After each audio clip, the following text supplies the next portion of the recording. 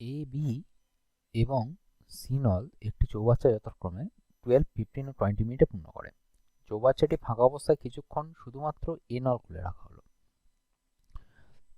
তারপর এ নল বন্ধ করে বি ও সি নল একত্রে খুলে দিলে বাকি অংশ 5 মিনিটে পূর্ণ হলো। এ নলটি কতক্ষণ খোলা ছিল এখানে জানতে চেয়েছে আমাদের। তো এক্ষেত্রে আমরা কি করব, পাইপ সিস্টেমের অঙ্কটা, তো এক্ষেত্রে আমরা এ বি সি, তো এ নল খোলা ছিল কতক্ষণ আমাদের 12 মিনিট, বি নল খোলা ছিল আমাদের 15 মিনিট, আর সি নল খোলা ছিল হচ্ছে আমাদের 20 মিনিট। তাহলে এই যে তিনটে নল আমাদের খোলা ছিল, তিনটে নলে কি হয়েছে, এদের এলসিএম বের করবো আমরা। এলসিএম হবে 60। তো এদের ওয়ার্ক এফিসিয়েন্সি হচ্ছে ইউনিট পার মিনিট, কত ইউনিট করে জল তুলতে পারে।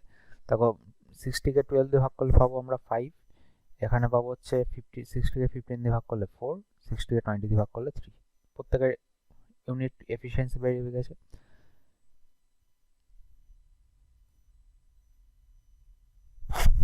এবার আমরা দেখবো যে এ নল খুলে রেখেছিল প্রথমে, আর দুটো নল বন্ধ ছিল। তাহলে ধরে নিচ্ছি এ নল কতক্ষণ খোলা ছিল বলে দেয়নি, তো ধরে নিচ্ছি আমরা এ নলটি এক্স মিনিট খোলা ছিল।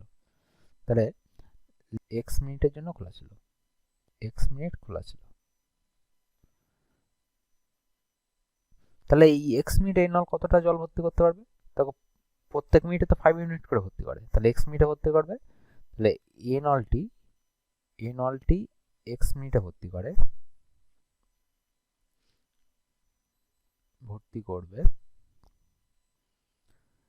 5x unit water.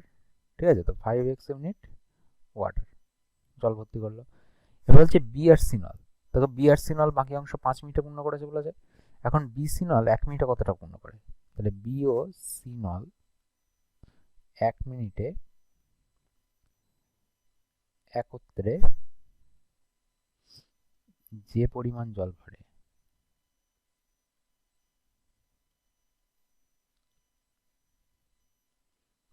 তা হলো 4 + 3 = 7 ইউনিট।